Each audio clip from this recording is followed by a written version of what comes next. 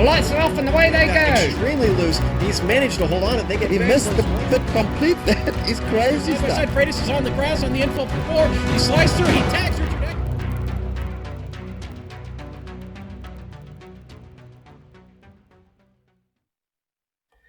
Every 13 weeks, the Spec Racer Ford community gathers together to test their mettle and see where they stack up. The best and the brightest come out to play at what have been some of the largest and most competitive races the car has seen in the iRacing service. Today we'll see who can call themselves top dog as we get ready to watch the Week 13 SRF Big Grid Race live on the Global Sim Racing channel. I am Joe Peak. With me in the booth this afternoon is Bill Soupzon. Behind the scenes is our director Amjad Yaman, and his cameras have been provided by Dougie Beard. Bill, even though this was meant as a motorcycle track, Phillip Island seems to have really built a following in the four-wheeled world. Tell us about the circuit. That's right, Phillip Island. It floats off Australia's southern coast near Melbourne, and like you said, the track was originally designed for motorcycles. Then somebody had the bright idea to race some cars here, and it didn't take long before this place became what many think is the premier permanent road course in Australia. It's a really fun track, but it's really tricky because many of the 12 corners on this 2.7 mile, 4.4 kilometer layout are decreasing radius corners that get tighter and tighter, slower and slower the farther you go into them. And for talent challenged drivers like myself, it becomes hard to find the apex, but the guys at this series aren't going to have that problem. There's long main straight, there's fast turns, there's slow tight turns, and elevation changes that include this steep drop from when you climb all the way up to Lukey Heights and then drop down into turn 10. But probably the best way to get an understanding of what these big gridders will be facing today is to take a lap around Phillip Island, and we can do that for you right now.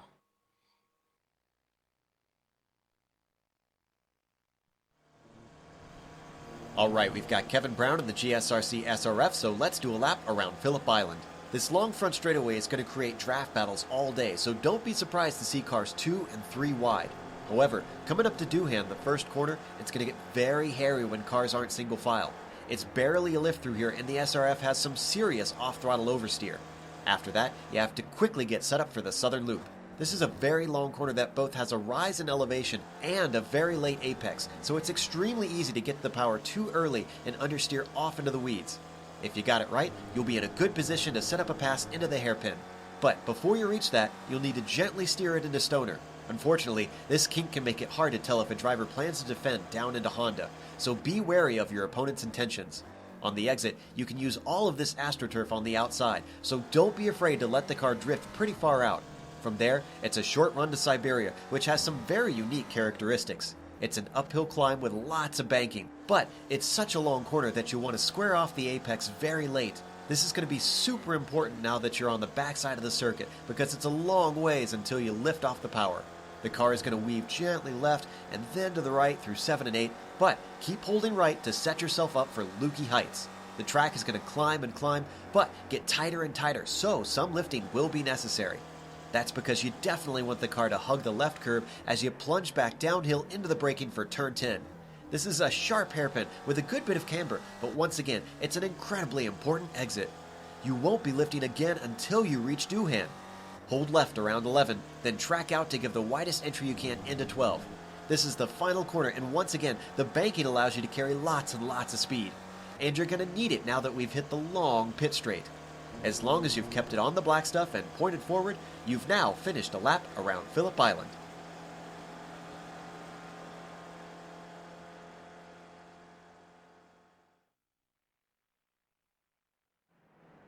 And you can see just how much of there is that elevation change towards the back of the course that Bill was talking about. And actually you get a good look at it here with this nice swooping camera.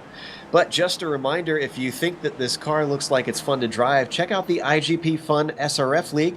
It's starting its new season next Sunday at Watkins Glen.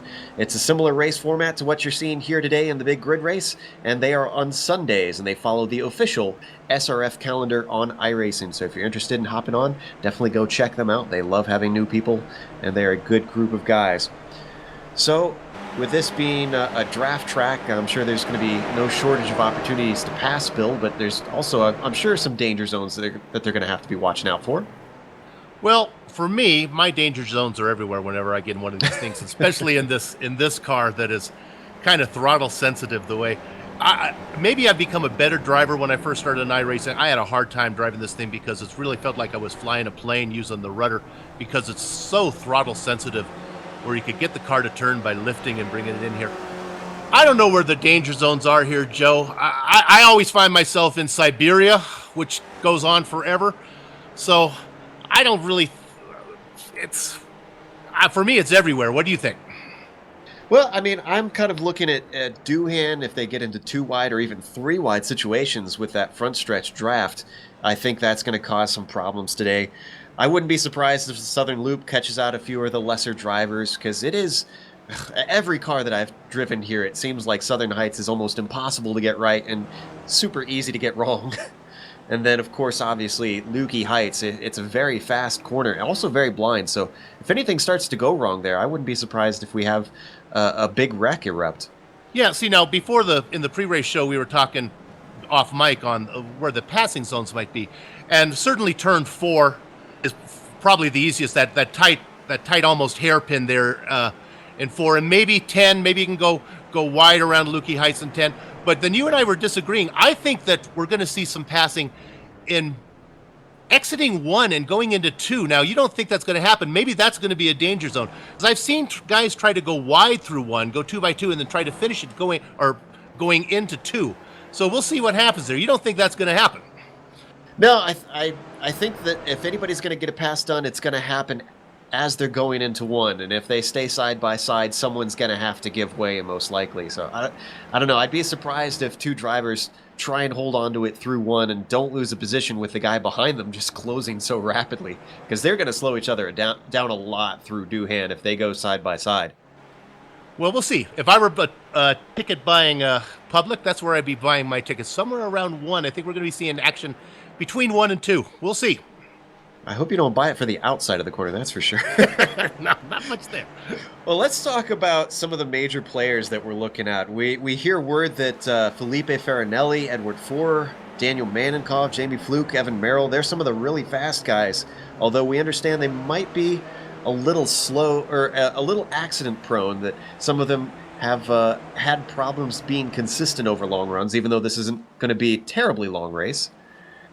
Yeah, but the guy who's really catching my eye, and I was a little bit worried because when we started, when we went live, he was sitting about 8th in qualifying, and that's Coba Lopez. Now, he's currently sitting 2nd up there, and he's just at maybe 4/100ths out of the pole behind Evan Morel.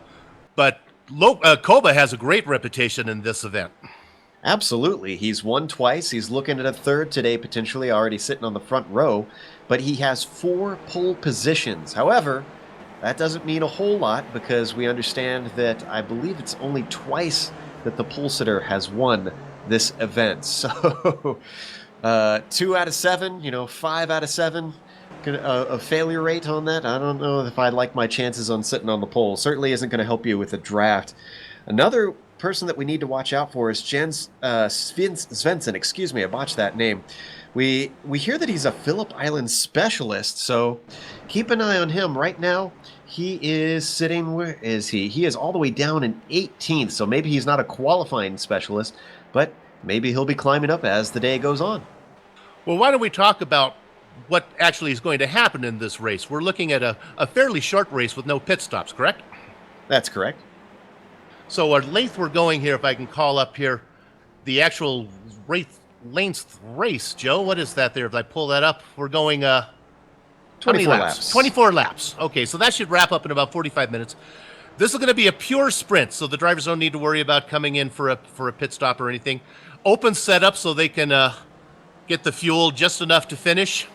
Tire pressures are interesting. I've heard a lot of people with this new setup, how tire wear is going to be, especially with this new dynamic track.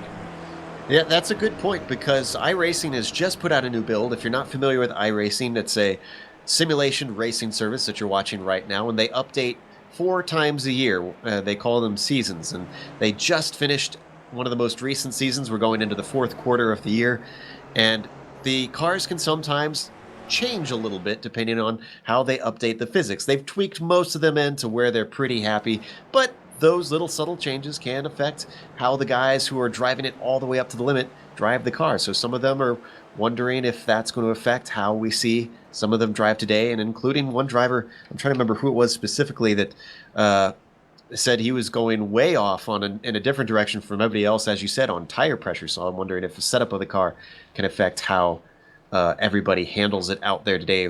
We're seeing that the qualifying is wrapping up. Checkered flag is out, but we're letting everybody finish their hot laps, and then we will be able to read you the grid for this 44 car race. And that's not even the biggest field that they've had out here. No, they've filled it up. We've seen 60 where they fill up the whole thing, and that's quite an event to watch and broadcast. Absolutely, and we're going to have to read through this grid as quick as we possibly can with all 44 of them, because it's a standing start, so we're not going to get a whole lot of time. So if you'll have to excuse us if we whip through a little fast on that, just letting the last of them finish their laps, and then we'll be able to go through the grid as we'll know that it's solidified. We're still seeing Lopez on that front row, though, so he is definitely going to be a threat. We're hearing Charlie Summers is another one. He's sitting in 5th at the moment, and he's a driver that you're going to have to watch out for. So definitely some names that we're used to seeing in these big grid races being up towards the front. And it looks like, I think everybody has finished their lap. I'm checking to make sure there's nobody else still. Yeah, looks like everybody has gone by. So let's go through the grid. Evan Merrill is sitting on pole for this big grid race. Coba Lopez is going to fill out the front row. Felipe Farinelli is going to start in 3rd with Luca Agretti in 4th. Charlie Summers starts in 5th, Bill, with Jamie Fluke in 6th.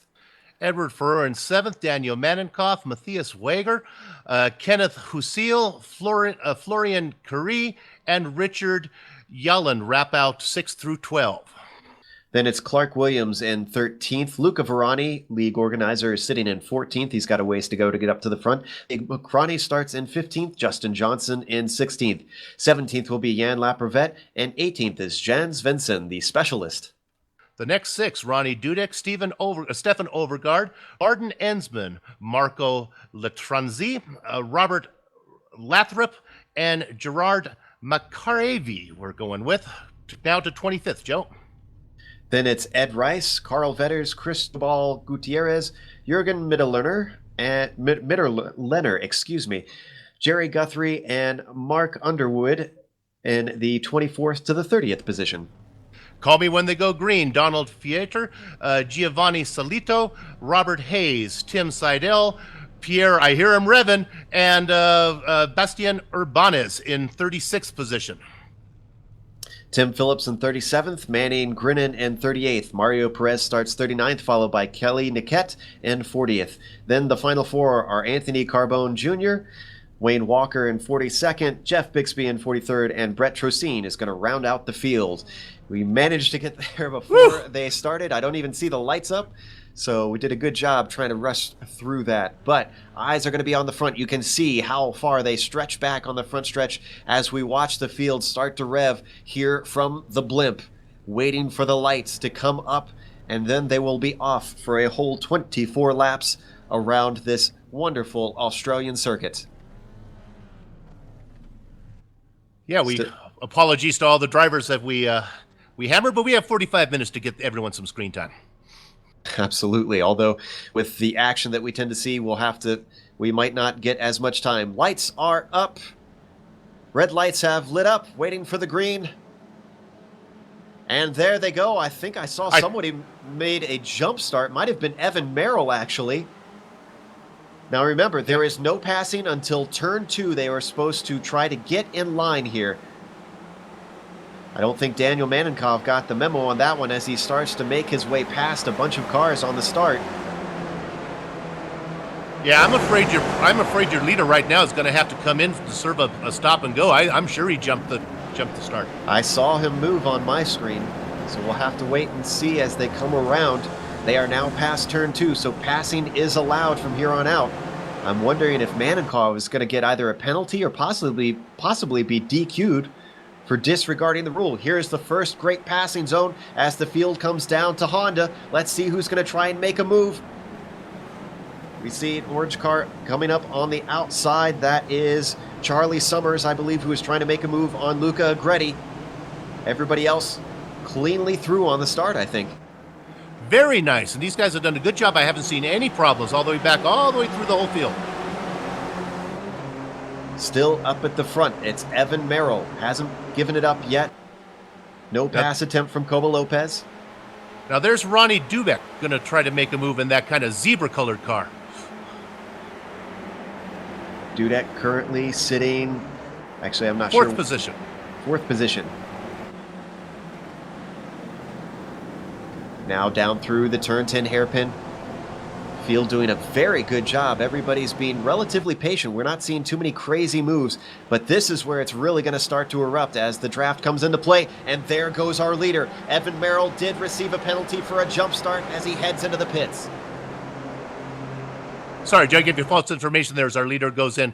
Dudek was in ninth position. Now we have a pass for a lead. And look at this. It's going to happen on the outside. Now let's see if Cobo Lopez tries to defend through one. No, he's not going to do it. He's a pretty smart driver. He knows how to run these things with 2 wins under his belt. He holds off Daniel Manenkov, who backs off before turn 1, but it's Felipe Farinelli who takes the lead up front. Meanwhile, we've got a car off behind them. That is Charlie Summers, who's being challenged by Edward Forer, and there's a little bit of side-by-side contact as they go 3 wide. Edward is off the track. Spins to a halt in the sand trap. Not the way he wanted to start this race, and he actually exits out. Yeah, that incident took about 2 corners to finally conclude. Felipe still up at the front, not being threatened by Cobo Lopez down into the hairpin. Meanwhile, we've got a whole pack of cars, a 3-wide situation, and a car off. Is that Weiger? That's Matthias Weiger, who spins off into the track. He's hit once, hit twice, more cars. A few are able to stream through. Now he's finally off the course. 5, 6 cars involved. Oof. Unfortunately, I don't think Matthias can be blamed too much for that one. Looks Martin like Ensman he lost involved. control, and then the car just had nowhere to go as he spun back onto the track. And unfortunately, that was when he had about 3 cars, you can see on the replay, just come 3 wide, barreling into him. Ensman involved, Justin Johnson involved, Steen Svensson involved. Unfortunate to see we're only on lap 2 here out of 24.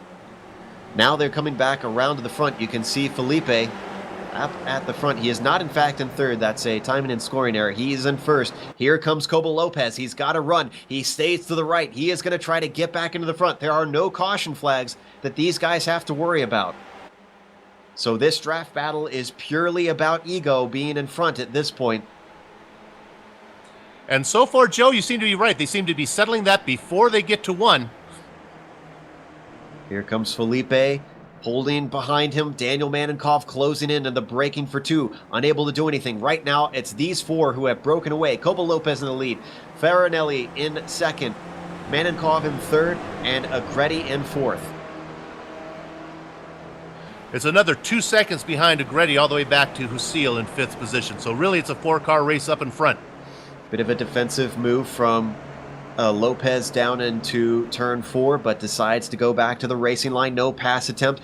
Bunch of cars 2 wide behind them. That's Jamie Fluke and Kenneth Husil trying to make a pass. Summers also going by, who is that? Yolland, it looks like, but they're sorting themselves out by the time they get to Siberia, and now it's up to the back of the track. That's Fluke ahead there in the 49 car, in that dark-colored car. Husil in the blue car there. The number 26 car is Summers, and then the 4th car, these guys are running 5th through 8th, is Richard Yolland. Oh, and there's a bit of a checkup coming up into Lukey Heights as cars have to get out of it. I thought we might see a pass attempt down into 10. Everybody's mostly staying single file. A bit of a look from cars behind. However, I think Varani might have gotten a touch from Mehdi Makrani there at the tail of that field. And I think Fluke is beginning to run down Agretti. We'll keep an eye on the distance here, but he had it down to about under 2 seconds. We'll see if he's able to gain back up in the draft here. Meanwhile, up at the front, Farinelli taking back the position. Every single lap so far, they have swapped back and forth. Manenkov with a lot of speed and very sideways. Wow, how did Daniel hold on to that? Phew. Down through the southern loop, order still. Farinelli, Lopez, Manenkov, and Agretti. Meanwhile, behind them, Husil has managed to overtake Jamie Fluke. That gap is down to 2.4. Actually, no, excuse me, that's grown.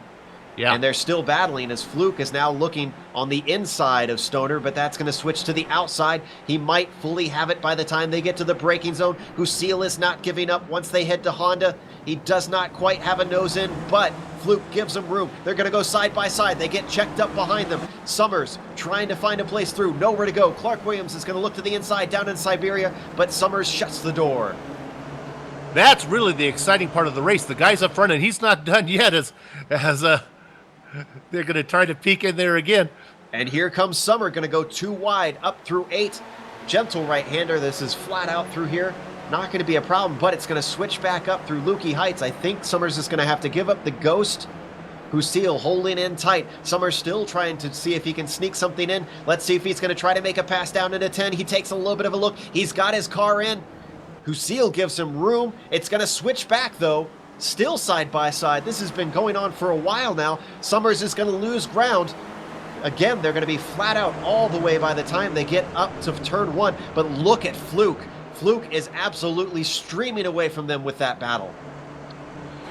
Well, see, the battle going on behind them, they're battling the whole around the entire track as we have now a pass for the lead. But this is what they've been doing the whole time is as Cobo Lopez is now going to jump back in the lead. But these guys do it so nice and clean up front.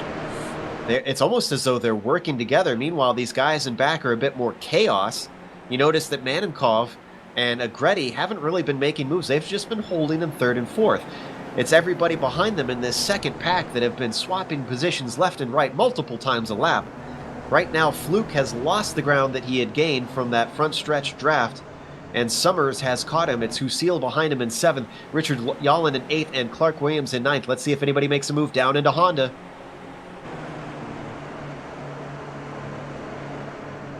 Looks like they're going to be a little better behaved this time. Contact with Williams, and Summers is wide. Fluke spins. He holds on to it, though. 2 wide still with Summers on the outsides. We're looking at a 3 wide situation. Williams in the middle. Fluke is possibly going to be able to come out in front. Yes, he does. And Williams slides back behind Summers. I thought they were going to be behaved, but no. I think Williams was a little unsighted and outbraked himself. Almost got into the back, I think, of Summers, or was it Husil? There was so much mixing up going on through that corner. I can't remember who was where. But now they've gone back to single file. We're riding on board with Husil in 5th, who is leading this train. You can see all the way back down to, I believe, it's 12th place. A little bit more bumping going on behind them. Well, I think Summers gave a little bit of help there that got that lead car turned around. Could have been a little bit of Fluke. contact. Yeah. I didn't see on my screen. Yeah, Fluke was leading the way, got turned around. But they're all still going. So as they come back to the front stretch, it looks like they're going to swap once Here again it up is. front. Lopez moves down into 2nd as Farinelli takes over 1st. Meanwhile, behind them, Fluke is going to overtake Husil. And behind them, we've got a 2 wide situation between Yallen and Carr. Carr just sliding inside. And look sorry, I thought we had some excitement going into 2 there. They're scaring me. Those leaders are behaving, and it looks like Agretti has lost a little ground. It's a little bit back, but I wouldn't be surprised if he's able to pull back up. Although he's not in one of the more drafting parts of the track. Look at Farinelli starting to go defensive down into Honda. This is causing them to check up. This allows Agretti to get right up behind them. Meanwhile, Lopez plays it patient, doesn't try to get too aggressive on Honda corner.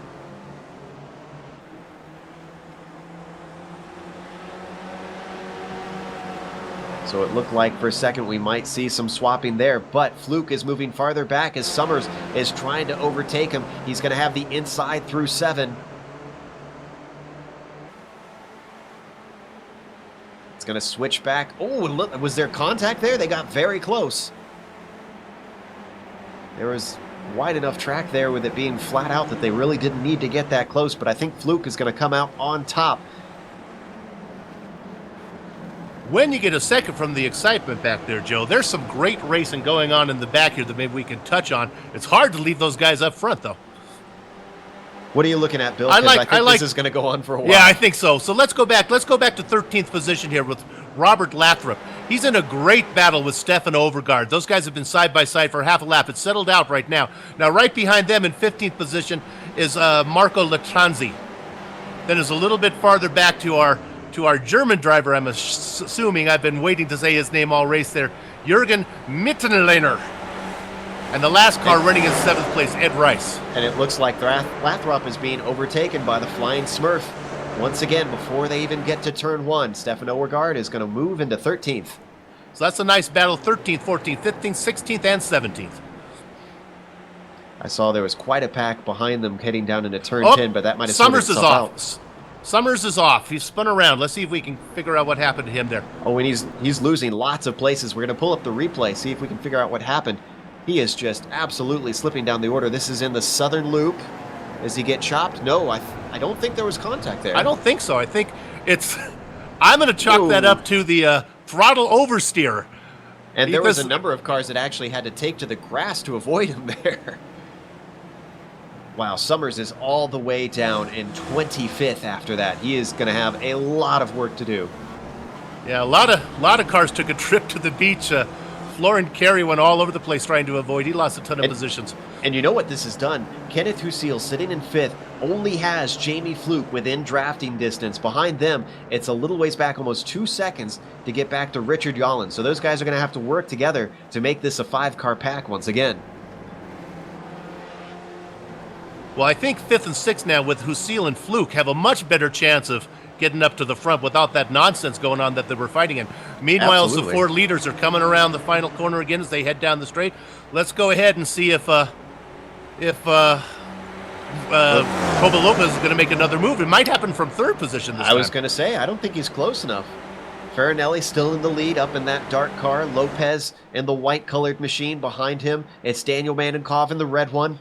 And then Luca Agretti rounds out the tail. Manenkov and Agretti have been sitting in that 3rd and 4th position pretty much since the start of this race. They've got lap traffic in front of them off the track. That's Anthony Carbone Jr. He's going to stay off track. Good job from him just staying out of the way. Now he's going to have another pack coming up soon, so he's going to have to be careful. They might be a little unsighted because we got a battle going on for 5th as Fluke is looking to try and make a pass on Husil. Fluke's going to get that done, I think, before they get to 4.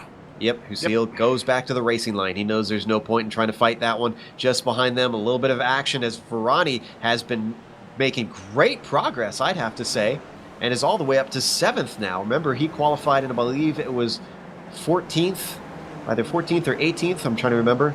He's just overtaken Richard Yolland, who is sitting in 8th, and just behind they've got Clark Williams as well in 9th. Let's go back to Overgaard again. We got a spin. I was just going to bring you back here. Jürgen Mittenheider has spin. He's in the grass. There's 4 cars ahead of him. He's going to get it back out. Whoa, my goodness. Bee's nest in there. And that is Carl Vetters, Marco Lattanzi, Martin Ensman, and Gerard Mikarivi, as well as Ed Rice. They're all getting mixed up in there. Looks like that's heading up to Lukey Heights. I mean, there's action all over the place. Mittenlehner's now back to 20th. If we can drop back maybe to get our director back to 21st. There's a battle back here with Kipalt back here. Salito. Big line of cars. All getting single file, coming around 11. Now they hit the final turn. Everybody flat to the floor around this fast left-hander. And in that mix of cars, there's that kind of gold car number 26 of Summers. Remember, he was up at the front earlier on, so Summers still only in 23rd. He slipped down to 24th or 25th earlier. He might be able to get another position with 2 cars in front battling. That's Giovanni Salito and Pierre Copeau. Oh, we have a pass for the lead back going into 4 now. Side by side into 4. That is Farinelli on the inside. Lopez trying to fight around the outside. Meanwhile, 3rd and 4th just holding station behind. Not doing anything. Lopez is going to have the inside heading into Siberia, and it looks like Farinelli has to give it up. And while that was going on, we don't have to cover, but from 30 position, Kelly Niquette has put it into the steward's stand there. Very easy to do around here if you head off course. Turn 3. You are going to be sliding for a while, yeah. So the order is Lopez, Farinelli, Manenkov, and Agretti up front. And that gap back to Husil has been growing. They have not been able to catch. That is 4 seconds between them now. And I think we had a little testing going on. That's the first time the leaders have made a pass other than going down the straight into turn 1. So I think they're doing a little experimenting. They got 16 laps to figure out how this is going to sort out. I think the packs are starting to separate. Remember, it was about 2 seconds, just under 2 seconds, between the second pack and the third pack that is split up from what was originally the second pack. And right now, from Fluke to Varani, it's about 3 seconds now, just under 3 seconds. So they are slowly losing ground, and we have 16 laps to go. So we're actually getting relatively close to the halfway point. There we see Fluke on screen following Husil. Fluke in the dark colored car, Husil in the orange and blue. There's a car exiting the pits. I'm not sure who that was.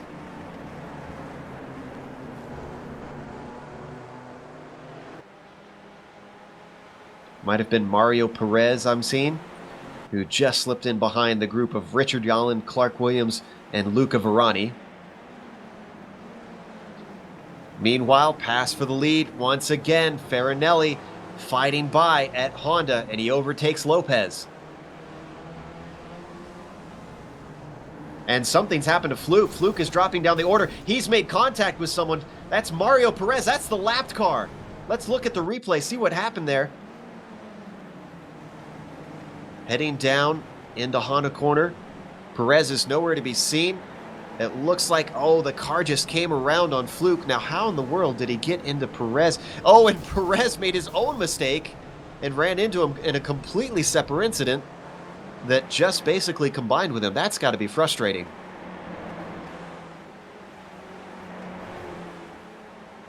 So Fluke, after looking like maybe he could try and catch the top pack, has slipped back and is now, where is he sitting? He's 11th.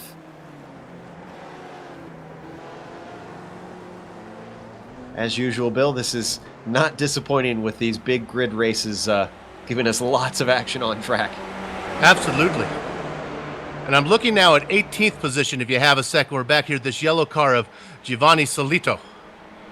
In the meantime, actually, we've got a pass for the lead once more. On the front stretch, Lopez is going to overtake Farinelli. Farinelli gets very loose coming through Duhan. Manenkov once again denies the opportunity, decides to stay in third. I think our dark horses, Bill, are going to be Manenkov and Agretti. They have not made any sort of move this entire race. Yeah, they're back there. We have no idea what cards they're holding. They're taking a peek sometimes. I think they're, again, I keep telling you, the action is going to be corner 2. I think they're going to look to capitalize on a side-by-side going in there, maybe make a pass from third. Still all line astern. Lopez, Farinelli, Manenkov, and Agretti. Currently that order. We're getting some information. We're hearing that Beauregard actually finished a 2-hour race at Spa, and he's already racing here, and he's actually side-by-side, it looks like, on track, battling for 12th. He's going to be able to hold off Robert Lathrop, who has been battling for quite a while. But the battle behind them it's amazing. Back there, if you look back, again, that yellow car of Ed Rice, or maybe it's a green car, I don't know what, it's kind of, they're side by side going through, what is that, going through 3 now? No, that's in Siberia, so they're coming up through the S's. That's Gerard McAreevy, who's on the outside once they switch here to turn 8. In fact, he's going to lose out to Marco Latanzi, who's going to have the inside up until they get to Lukey Heights, and Marco backs out of it as they get single file. They had to get that decided before they got up through here. Absolutely. And the lead is going to swap once more, as this time it's Farinelli overtaking Lopez down the front stretch.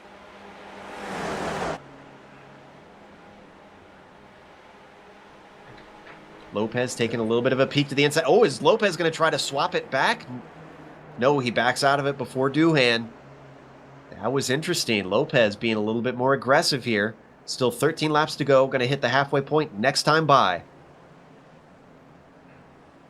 It's interesting. The drivers in third and fourth, I don't think they've made it past the whole race. I think that they're sitting back there and enjoying the show.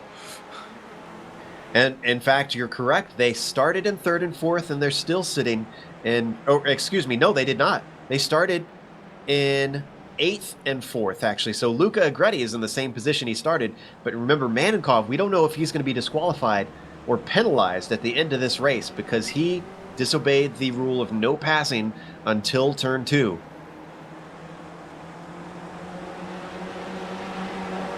So, there we see Farinelli, Lopez, Manenkov, and Agretti. Let's move back and see how some of our other packs are doing. Actually, let's jump up to Kenneth Lucille just for a moment. He is now 4 seconds behind Agretti, but he is all by himself in 5th. He has no fluke.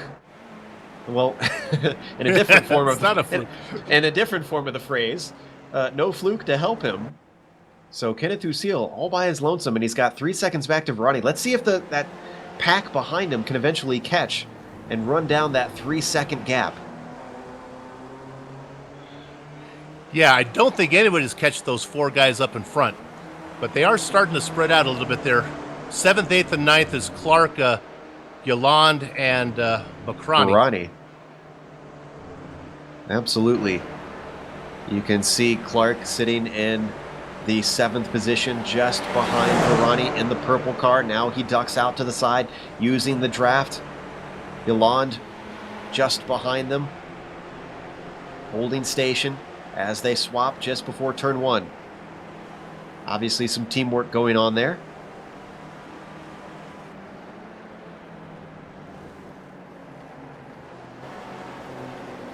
In fact, a little bit of a gap gained by Williams in that pass, but they should be able to gain on him with the draft pulling them in. Stay on that action up there, but things have really sorted out all the way back 13th, 14th. They're running a lot more single file now. That would be the group that includes Robert Lathrop, Stefan Overgaard, Anthony Carbone, who's a lap down. However, Coba Lopez back up in the front. Yeah, I've been watching these guys. They've been a little more frisky on the backside of the track than they have. The first few laps they were behaving. Lately they've been seeing what they can do back here. Up the hill, on Lukey Heights, over the crest. Very blind corner there at the end of it. And then they plunge down into 10. Very easy to outbrake yourself.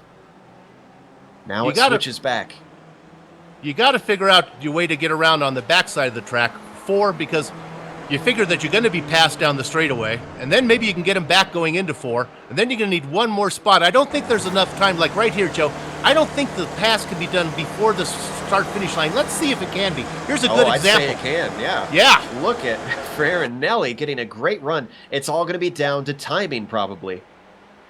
He was well passed into first by the line. So you're going to have to pull enough of a gap away from the car in front, or car behind, excuse me, to try and keep yourself safe. So I'm thinking you want to be in second place by the time you hit the last corner. Yeah, Farinelli made that look awfully easy if you can get that good exit out of there. That may be the spot to be. Farinelli back up into the front, so let's jump back, see what's going on in that pack behind them, behind Lucille. That was at 3 seconds before, is that what we said? Right now, Clark Williams only 2.3, but look at this, Luca Verani isn't interested in working as much together, or are they? Williams actually backs out of it before they get to Honda, so maybe that is some group effort.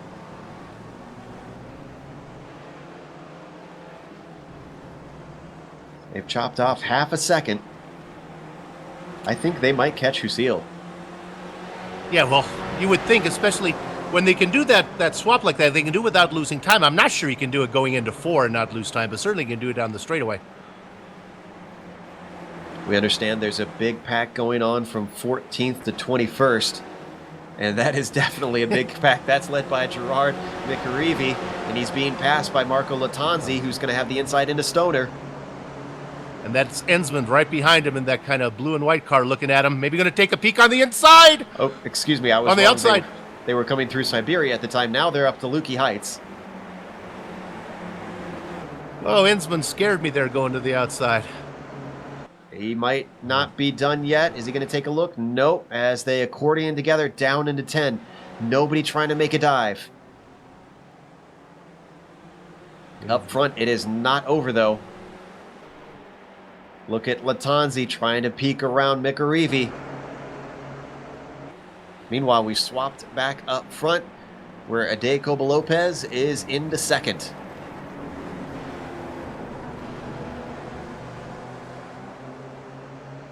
And that action still goes back where we left. There's action everywhere as they make a pass for 13th and 14th. They go side by side into one. We're still on the leaders right now as they head towards Honda. Is there going to be another pass attempt? There goes Lopez looking to the inside. He's going to try and outbreak Farinelli. Just manages to do that. Manenkov not trying to take the position once again. Now, we talked about those guys not making a pass back behind, and then you corrected me when we talked about Manenkov coming up from 8th position. And then we take it one step farther.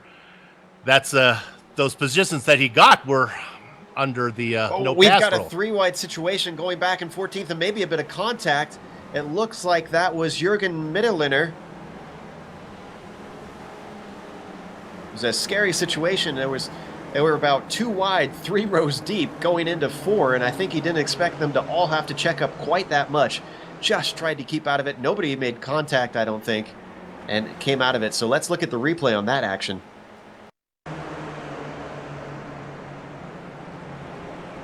There you can see that 3-wide situation just erupted. Oh, maybe there was contact. From that angle, it looked like he just got into the number 34.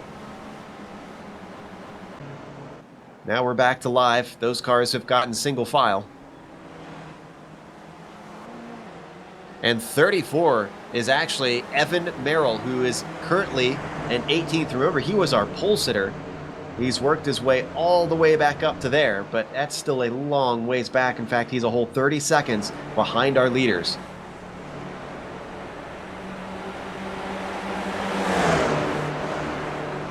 Agretti now has about a 4-second lead back to 5th place.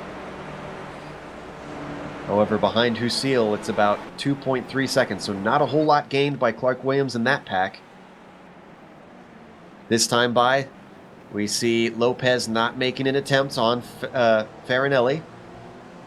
Manenkov almost gets in the back of Lopez, not expecting him to hit the brakes that early, I'm guessing. We have 9 laps to go, and I'm going to guess that we're going to see this same type going on here for the next 9 laps. These guys are just feeling themselves out. So here's the question then. If you're Manenkov and Agretti, when do you make your move? Do you do it with 2 laps to go, 3 laps to go, final lap? I would like to do it now just to see if I could and then give it back. I don't. Lopez is certainly not giving him any chances here, but we ride on board with Manenkov's red machine, heading around turn 11. On the other hand, Agretti could just be sitting back there saying, "There's no need for me to make a pass because these guys are all going to end up in the grass, and I'm just gonna drive this home on a friendly Sunday drive." Could still happen. Here goes Manenkov. He's got a good draft, and he lifts. No, yeah. But Lopez, great run on Farinelli. As we hop off the car, he ducks to the inside and takes it before Duhan.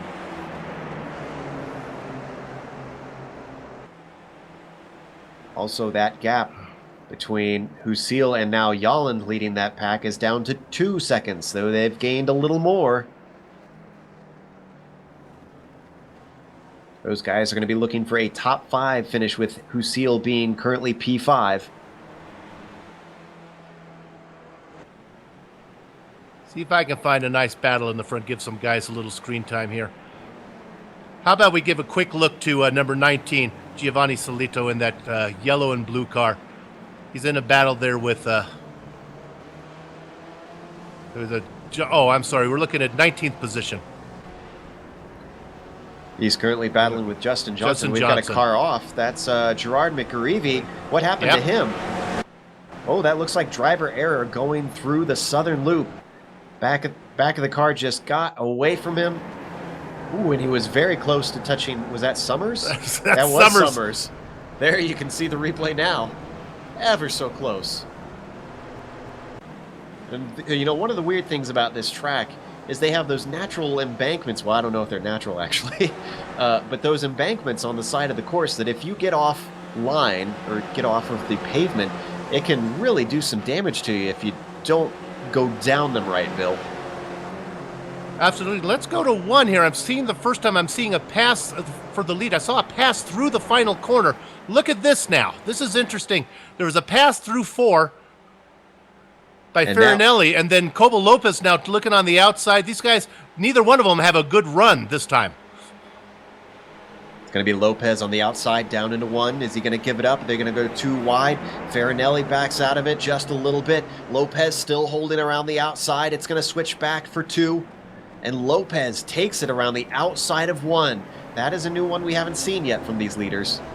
That all happened because they were side by side through 4, so neither one of them had a slingshot. And actually, that would have been Manenkoff's best shot to make a move there because he had the best run of the 2 of them. I bet you both of those drivers are going to tuck that information away in their brains. Meanwhile, Farinelli is not thinking about that. He's looking at a pass, but backs out before they get to Honda. Goes a little bit wide, though. Here comes Manenkoff. Is this the time that Manenkoff's going to move? No, he backs out once again.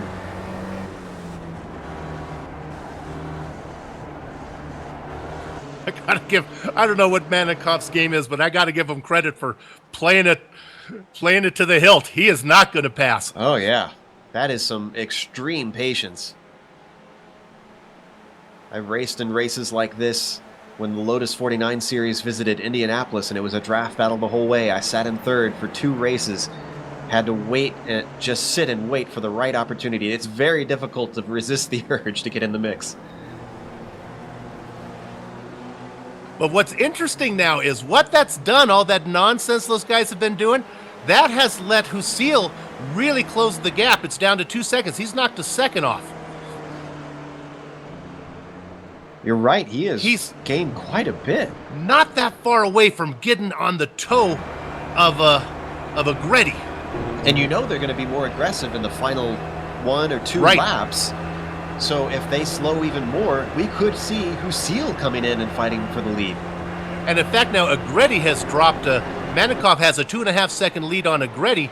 Husil is there now. He's got 4th place in his sights. Now, what caused Agretti to drop off? Did he make a driver error? I didn't see that.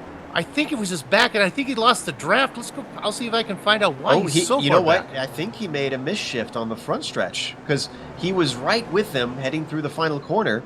Absolutely. And then if you watch, he just drops like a rock. It's right at the exit of the corner where the car is usually shifting. I'm betting you that's what it is. Now they're side by side for the lead again through 4. And that's Lopez on the inside through 4. It's going to switch back to the outside. Farinelli's going to have it. And behind them, Husil and Agretti now are side by side as they go around in Siberia land. Oh, getting very close as they track out, and Husil has to dive out of it. He runs out of track. This is allowing Clark Williams to get right on the rear of them, only 1.5 seconds back from Husil.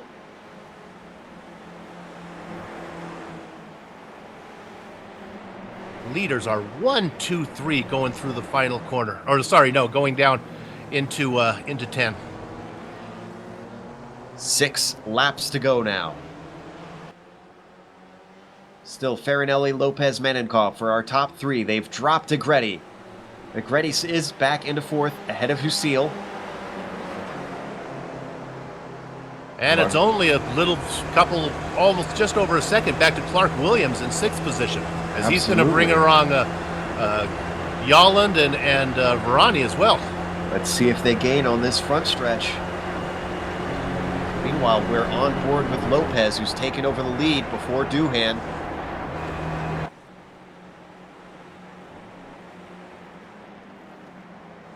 Fortunately, Williams was not able to close that gap back behind them. There you can see. Oh, but he does under braking for 2, actually by a significant margin. He is much better under the brakes down into the southern loop. He lost about 3/10. Meanwhile, Husil and Agretti still going side by side once again down into 4. They were fighting in this corner before.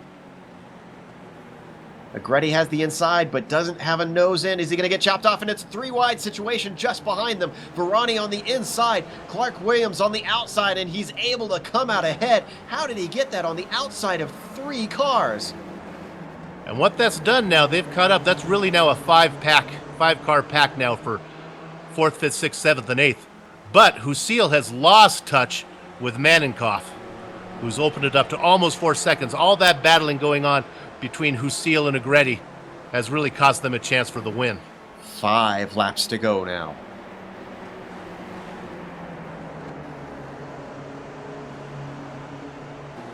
Here you see them plunging down the hill into turn 10. Husil, Agretti, Williams, Varani, and finally Yalin bringing up the trail.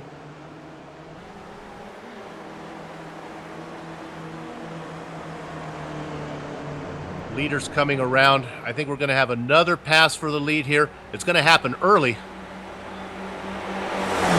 Farinelli gets the inside as they exit the final corner, and he's well ahead. Once again, Manenkoff is lifting. If I didn't know better, I'd say he's saving fuel. Well, you actually can't change the amount of fuel that these cars start with. I know, but we've seen that kind of driving before. Lopez goes a little wide through 2 there. Not that it matters, because Manenkoff's not doing a thing.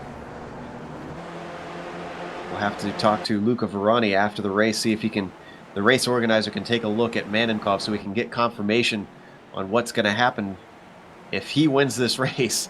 That's going to be really disappointing if we interview him as the winner and it turns out he's not.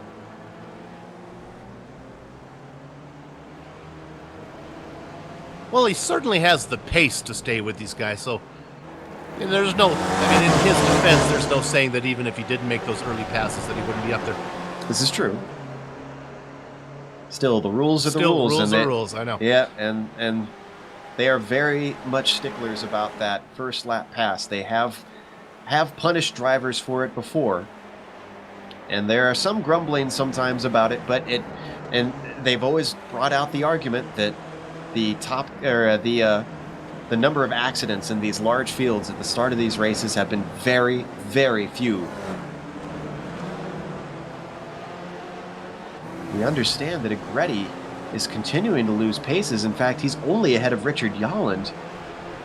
I'm wondering if that's because he made another misshift or if they've just been passing him.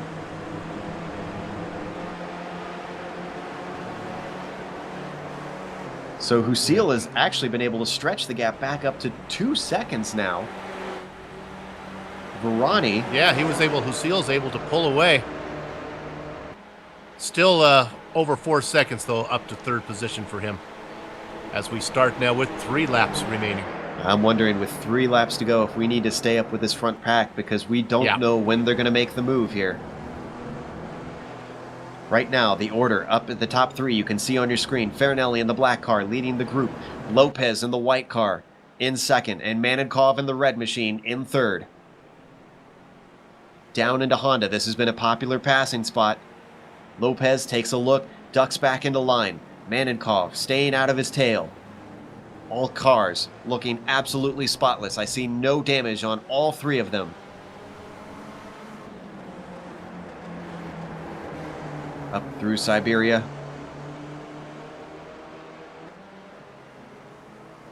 And one thing that we didn't mention is that it's so important getting the run out of Siberia because they are climbing uphill this entire time. If you get a bad run, especially in these cars that don't have a lot of oomph, you're going to be at a severe disadvantage the whole way up.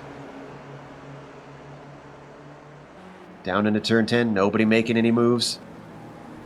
Lopez slightly outbrakes himself and almost chops off Manenkoff down through 10. No harm, no foul, no contact. Now we come to 2 laps to go. Manenkoff really had to check up there, and he's about 5 or 6 car lengths back, so he's not going to be able to do anything this lap. Yeah, he's going to suffer for it a little bit. If you can just hold him to that draft as we ride on board with Lopez, just on his dashboard. And he lifts. Yeah. Lopez not electing to make the move now. This is allowing Manenkoff to make up a little bit of that ground that he lost. Now they head into the southern loop. Well, this becomes a lot easier for Lopez if Manenkoff's not in the picture, but that's not going to happen with Manenkoff's getting it back up. Oh, he's already back with them. If it was just a 2-car race, I think Lopez could just sit back there and do it out of 12. We understand that Luca Verani has moved himself up into the top 5. Meanwhile, up front we have Lopez taking a little bit of a look, but he ducks back into line. Those cars behind them are battling.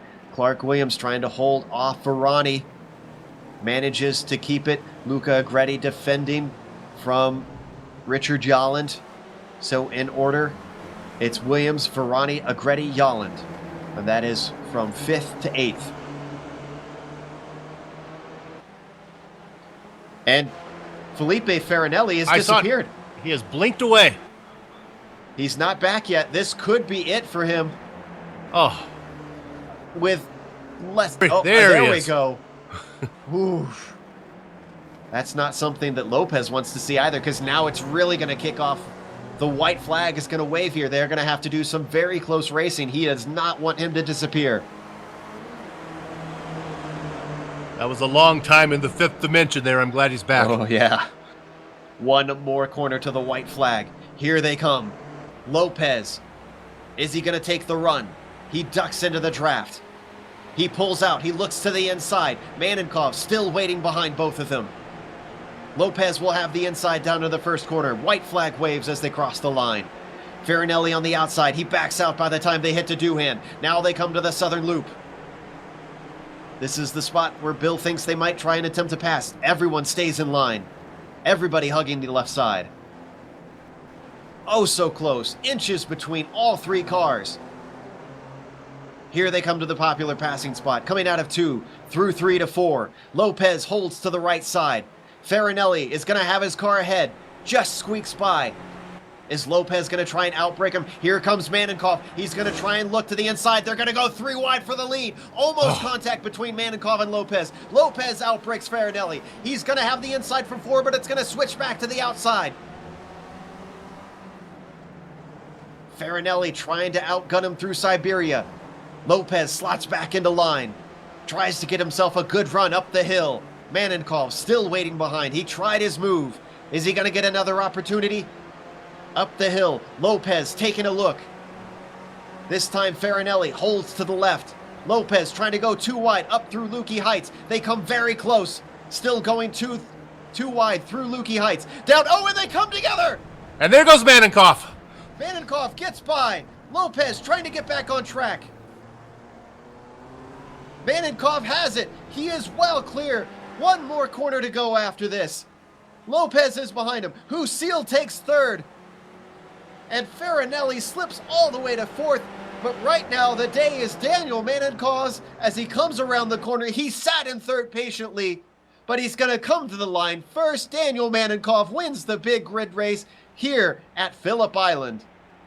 The cat who ate the goldfish. Coba Lopez gets 2nd. Husil's going to get 3rd. Wow, what a run from Husil. Verani actually finishes 4th. Yolland in 5th. Clark Williams 6th. Fluke in a great 7th. battle. Fluke just gonna nip for 10th position. Farinelli fell all the way to 8th. 9th was McCroney. Fluke, as you said, just finishes in the top 10 ahead of Carr. Evan Merrill, after his jump start, only recovered to 12th. He is going to be kicking himself. Big crash in the back for 27th position there. Fitterer and Underwood involved as they're trying to battle for those precious positions at the back of the pack. Every position counts. That's bragging rights in this race. There's no championship to worry about, so it's all in where you finish. There we see Fitterer coming to the line in 26th. Apologies to all these cars who we didn't get to see on screen a whole lot, but there was some great racing going on up front. Whew. Well, it looks like that should be pretty much everybody in a moment here. The last car in the lead lap is Brett Trocine, sitting in 35th. In fact, I don't think we saw the leaders lap many cars except for those who made mistakes. Trocine started in dead last and gained about almost 10 positions. So not a bad race for him. Didn't get to see Brett, but there you go. You got some screen time in the 944. So that concludes our race here. We're going to take a quick break. You'll see upcoming races on the screen, so don't miss those. But we're going to give you the unofficial results as well as the driver interviews after this race. So stick around.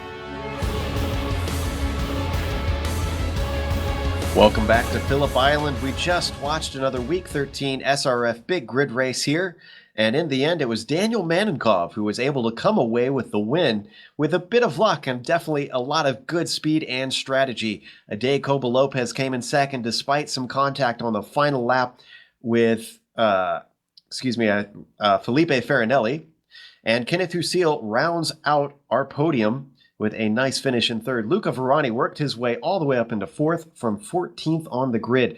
Richard Yolland finished in fifth, and Clark Williams came home sixth. Luca Agretti slipped back after running fourth for most of the race and finished seventh. Felipe Farinelli, as we said, had some contact with Coba Lopez, led most of the way, but wound up finishing only eighth. Mehdi Mokrani finished ninth, and Jamie Fluke rounds out our top 10. Florin Curry finished 11th. Evan Merrill had that mishap at the beginning of the grid and finished 12th. Stefan Overgaard brought it home in 13th. Robert Lathrop, 14th. Charlie Summers had some excitement. He was a magnet for action, finishing 15th. Marco Latranzi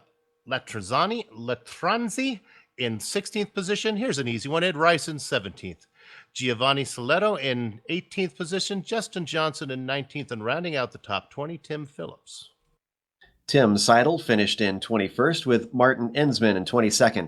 Cristobal Gutierrez took home 23rd with Jorgen Mitterlehner in 24th. Bastian Urbanus finished in 25th with Gerard McAreevy in 26th. Donal Fitterer finished in 27th, Mark Underwood in 28th, Jerry Guthrie in 29th, and Jeff Bixby rounds out the top 30, Bill. Still on the lead lap, Carl Vetters, Ronnie Dudek in 32nd position, Wayne Walker 33rd, behind him Kelly Niquette. Brett Trozine, 35th, the last car on the lead lap. In 36th position, Tony Carboni, Pierre-Antoine Quibult in 10 laps down had some issues. At 38th position, Manny Grissom in 38th, 39th, Mario Perez.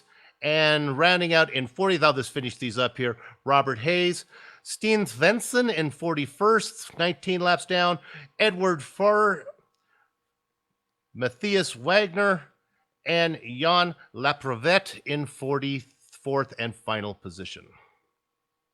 And that's our field. One thing that we wanted to go back and take a look at, Bill, was that last lap contact. We have it pulled up on the replay. Let's take a look at it. See if we can get a closer look. There was a lot of action going on. And it looks like just a little tap from Lopez on the right rear. Let's see if we can watch it again in slow motion, maybe from above. I don't know. What are your thoughts on this, Bill? Just hard racing? It's hard to tell where the racing line is there. Yeah, I'm going to give it hard racing. Certainly, Coba Lopez didn't give him any room, but maybe he came across in front of him. I don't know. We're seeing it right now, and Felipe was definitely all the way up to the curb. So I'm thinking, it looks like hard racing to me. I think he just got a little bit too close, and a little contact at that speed with the cars turning caused them to get spun around, it looks like. It's unfortunate to see the leaders, but I'm sure Daniel Manenkov feels differently. I think Farinelli getting up on the curb may have caused him to come over just a bit. It's the last lap. There's 2 corners to go. I mean, and I got to give credit to Manenkov, who sat back and said, I think this is going to happen. He could have been in that mix. So I do have word from the organizer that Manenkov will be under investigation, but there's no official ruling yet on what's going to happen with him passing at the start. So we're just going to treat him as today's winner regardless. And actually, let's talk to him right now. He's been waiting in our interview booth. Daniel, can you hear us? Possibly. All right. So that was an exciting one, I'm sure, from your perspective. You seemed like you were playing an extremely patient race in third for the entire way. Well, that's how it looks. I was gonna try to move in the second on like a couple of laps to go, but I got bogged down at the last corner, so I couldn't do anything. And I mean, I was mostly looking the difference to the people behind. It was kind of stable, and every time the 1 and 2 were fighting, I got a little bit internally annoyed, but kept myself, tried to keep myself focused. And I mean, at best, I guess I would have pulled off a second if those two guys didn't clash in the way they did, which kind of unfortunate. Kind of unfortunate. Unfortunate, but I'm sure you're not going to turn down a win. That's for sure. How are your feelings on this track and how it ranks compared to some of the other ones that the Big Grid Series has gone to? Do you prefer this one, or do you still like the traditional Road America? What do you think? I think they have a similar feel because if you are within like half a second in terms of qualifying time, you can stay pretty much with the leading pack, unless somebody is driving aggressively around you and tries to fight for positions too early. So I mean, it's kind of similar in the feel. I do like the flow of it a little bit better, but I'm not exactly sure it's like a deal breaker or the maker for me. All right. Well, congratulations for 45 hard-fought minutes and coming away with the win. Thank you, guys.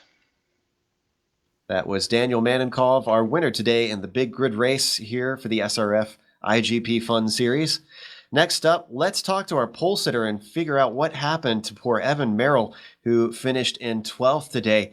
Evan, I have to imagine you're a little bit disappointed after sitting on the pole to come home with a top 12. Oh, tell me about it. I mean, I've been driving this place a ton. I got pole position, ready to go, and then I don't know, I must have just tapped the gas or something, jumped the start. I haven't even done that since I was a rookie, I don't think. Incredibly frustrating, but I just did what I could to drive my way back through. I picked up 12th by the end. Yeah, that's right. So, I mean, I can be happy with my run back up through, but it was overall very disappointing. Evan, Bill's on. First of all, I'd like to thank you as somebody who's done that more times than I'd like to admit. It's nice to see somebody with talent do it. Tell me, first, I have two questions for me. Tell me exactly how did it happen? How does that happen? Honestly, I couldn't even tell you exactly. It was just such a blur afterwards that I completely forgot what actually happened. I was just kind of sitting there, waiting time out, and then the lights came on before I was expecting, so I threw it in gear, and I must have just tapped the gas a little bit or something, and that was that. Just end of story. So did you went all the way back to the back? You have a drive-through penalty or a stop and go for that? Then how was the drive through the rest of the field? Well, I took my penalty, and unfortunately, I just had to do a clean reinstall of iRacing, so it gave me tires too, or I had to take front tires, so that hurt too. I came out like 5-7 seconds behind the last car, I think, and I just kind of tried to clear my head and drive right through. I have problems with just keeping my head clear after things like that, but I just did what I could and made as far as up as I could. All right, well, put it out of your mind because you have 13 weeks to dwell on it. We'll see you. We'll see you next time, and hopefully get a better start. Yeah, thanks for having me, guys. I'll see you next time, hopefully. Okay, Joe. That was Evan Merrill, 12th place finisher, and sadly pole sitter today. Well, up next, we're going to talk to our 4th place finisher, Luca Verani. Had a great run from 14th. Luca, you had 10 positions gained. That's nothing, not too shabby, I'd have to say. Luca, do you got us? Oh, it's me. Sorry. I thought you were talking to Luca Gretti. I saw him in the room ready for interview. Sorry, guys. Yes, actually, I guess I cannot complain with the result. Qualify was not very good. I couldn't find the draft. I was very happy to follow Koba, and in the very last minute of qualify, I was in line for a 49.2, and then he spun in front of me at the hairpin. So I thought that was my race. Then in the race, it was fun. I was able to pick up and gain places with little luck, which never hurts. I had fun. That's what matters. That's a good way to look at it. And honestly, I think that's what a lot of us just want out of a race is just some good fun. But with you having to close a little bit of a gap in the middle of the race, were you and some of the other drivers in that pack, I think you were the 3rd pack for a while, were you working together to try and swap and get a little bit faster, or was there any cooperation between you guys? Yeah, it was actually frustrating. So I wrote to you before the race that I was afraid of remaining in the wrong split of a pack that would break up. Sadly, it happened. Then in the race, it was Clark Williams, Richard Yalland, and myself. And we had Kenneth eventually in front of us. Kenneth drove very well. However, when Clark was ahead, we could gain a few temps. I was faster in half of the track. We tried to coordinate. We never challenged the pass until 2 or 3 laps from the end. We caught Kenneth when he was fighting with Luca Agretti, but then Luca missed a shift, I guess, or something out of a hairpin, so we lost contact again. It was, I think it was well raced by everybody around me. I certainly enjoyed it. Well, congratulations once again on the 4th place, and thanks for coming and talking to us. Thank you, guys. As always, looking forward to the replay of the broadcast. Absolutely. That was Luca Varani, 4th place finisher here in the Big Grid race. So up next, we have one more interview to do, and I believe Bill is ready to talk to Luca Agretti. Luca, I have Bill's on here. I have 2 questions for you. First of all, you're sitting in 4th place comfortably for the first half of the race. Then you fell back. We're assuming it was a missed shift. Is that what cost you losing the draft? Exactly. That's what happened. Yeah, down And this. then, Go ahead. and it happened twice. The hairpin, the second Whoops. a lot. Whoops, Luca, you're cutting out there a bit. Let me try one more time. Go ahead. Okay, let me try again. I missed the shift twice. The second time was in the hairpin. The first final turn, so I lost a lot of. Got me, and I think I just ran out of luck because. Oh, it looks like we lost him. We were cutting out there. I think we understood though what he was saying, Joe. He just missed a shift and then he lost ground. You know, Luca was sitting back there. I wanted to ask him if he had the same strategy as our race winner did, sitting in 4th place. But maybe we'll get him next time. Yep, that was Luca Agretti, unfortunately having some connection issues, we think, with the TeamSpeak server there, and he finished in 7th today after slipping back from 4th. So we are going to wrap up today after another exciting race here in the SRF Big Grid IGP Fun Series. Obviously, we want to thank Luca Varani, the organizer of this league. Also, thanks to iRacing.com, XSplit, Twitch TV, Audio Technica, Behringer, and AverMedia. They are the software and hardware that we use to make these broadcasts possible. Thanks to the team today, Amjad, Bill, and Dougie. If you'd like to find more about GSRC, you can find it at www.globalsimracingchannel.com, along with archived races and upcoming broadcasts. We're also on Twitter at GSR Channel and Facebook at /GlobalSimRacingChannel. So follow us on social media and definitely send us some messages because we love interacting with our fans and answering any questions you might have. Special thank you goes out to Eric Ekholm and Casey Lalonde, who both provide music for our broadcast. You can buy Eric's music on iTunes and Spotify, and Casey's at caseylalonde.bandcamp.com. Next race, obviously, is going to be 13 weeks from now, and I believe that's going to be the first week of December. Is that right, Bill? 13 weeks from now is the first week of December, yes. There we go. That'll be my birthday, actually, so that'll be fun. We also have upcoming races for other series on the screen, so check those out, mark them down on your calendar, and don't miss them. But until next time, race clean, race hard, and I'll see you on the track.